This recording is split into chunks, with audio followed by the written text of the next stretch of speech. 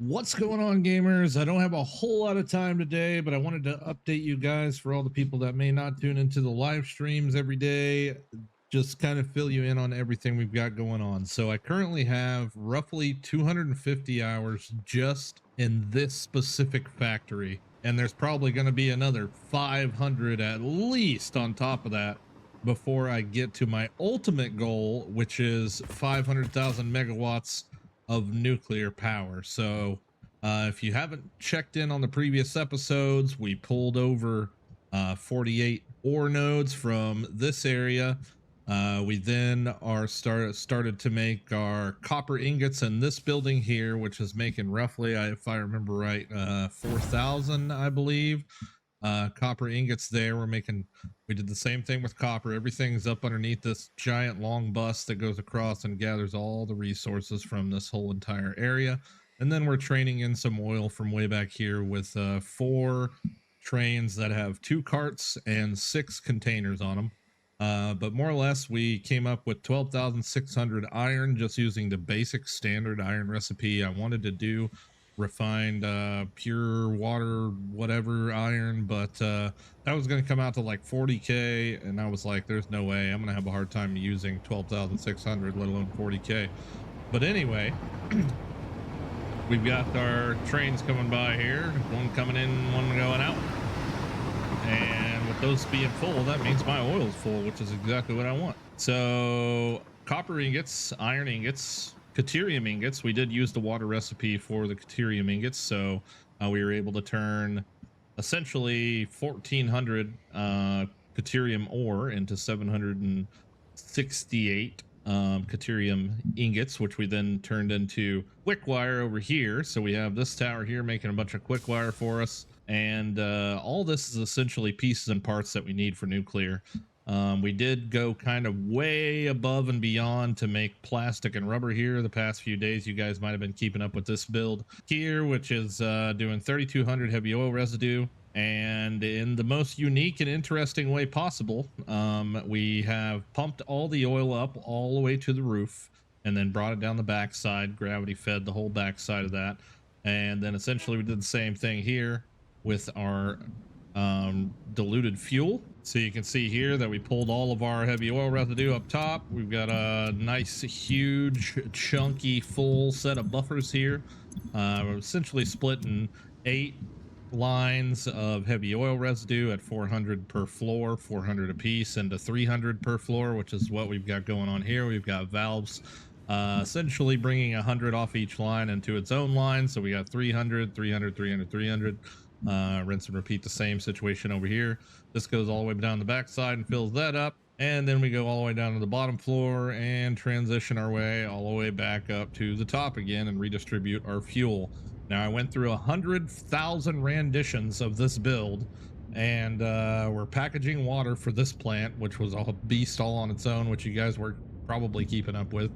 But as far as filling the 260 refineries that are underneath of me right now, this was the best option we came up with, which oddly enough, these are all at 75, which is kind of strange to me. I don't really know why, but whatever. It's still operating fully. I did add 2 mods to the game, by the way.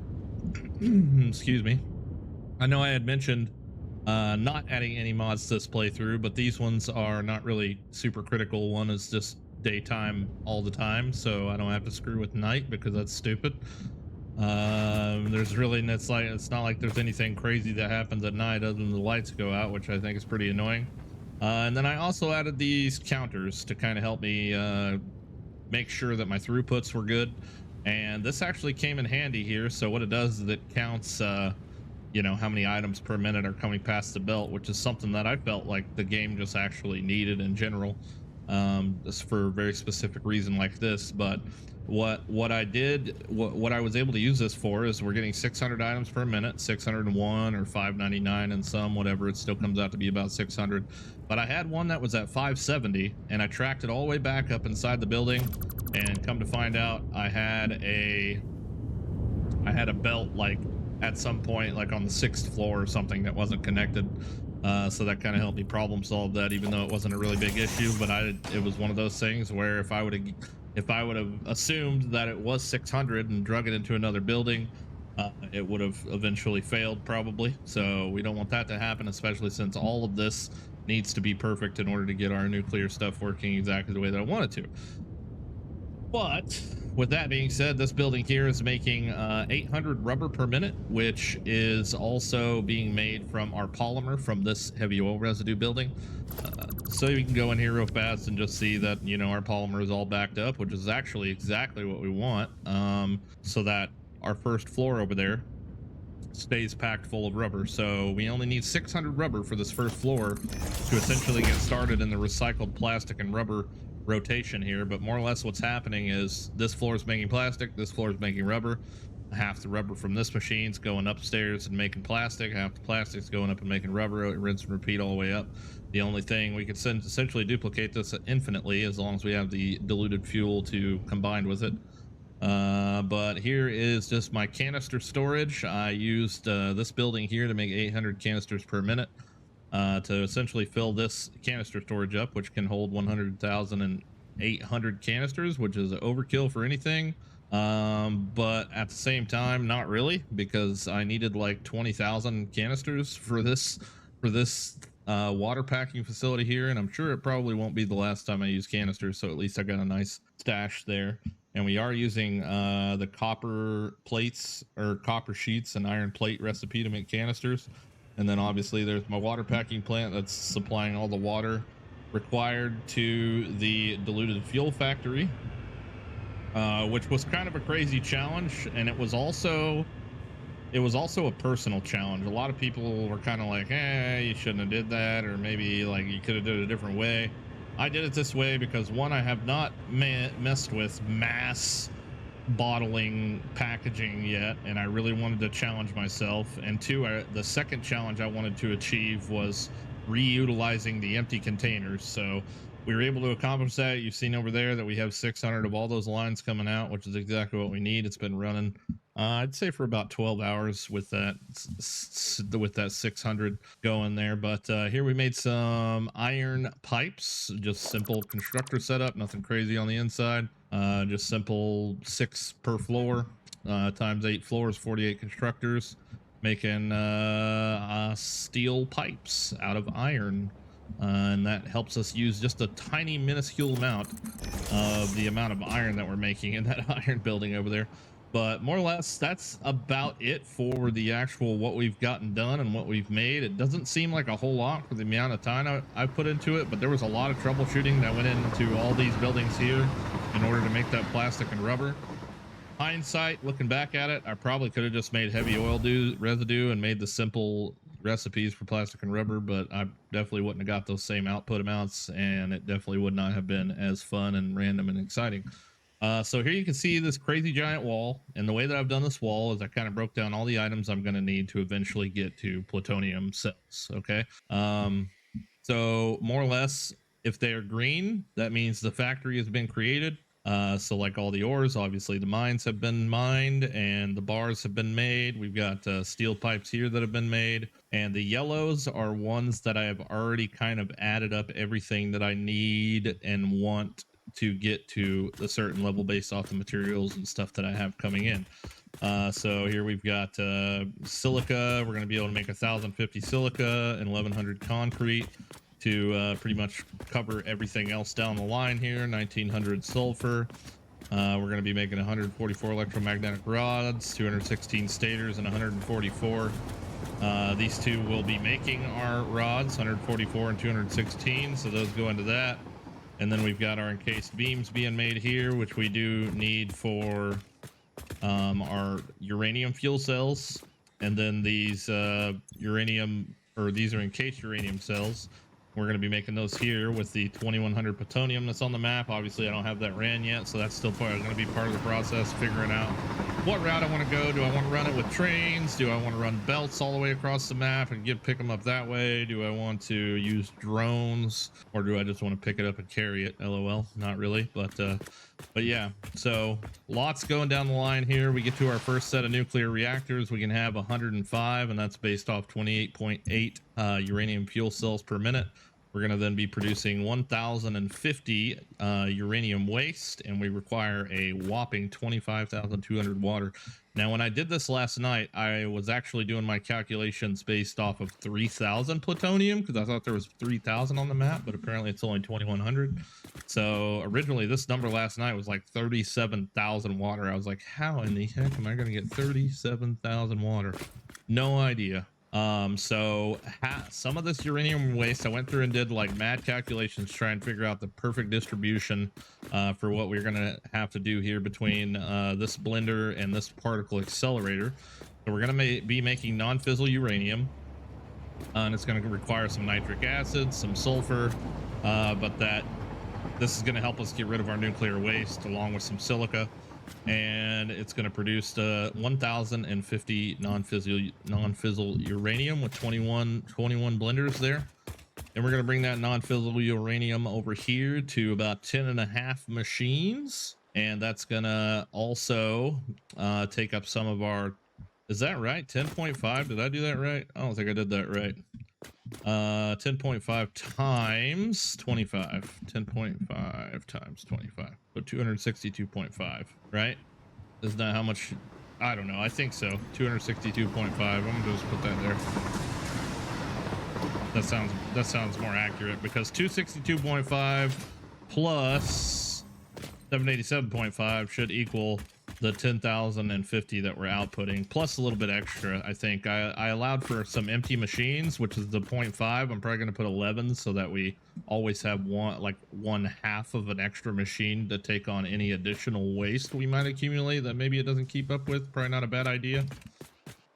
But yeah, further down the line, we're getting into plutonium stuff. Now, I don't understand why, because I'm pretty sure plutonium does export a waste, but for some reason, when I search waste on the little search menu here, I'm only seeing uranium waste. So I can't really calculate anything outside of this, because I'm pretty sure it produces plutonium waste when we make plutonium, but I don't know for sure. Maybe you guys can let me know in the comments. Like I said, all this is like the first time I've gotten to this far in the game, and I'm just trying to blow it as much out of proportion as possible. But our first set of nuclear power plants is going to generate 262,500 megawatts, which honestly, thinking about it, comparison to my fuel generators are accumulating already 105,000. I kind of thought that this megawatt number would be a lot bigger. I really did.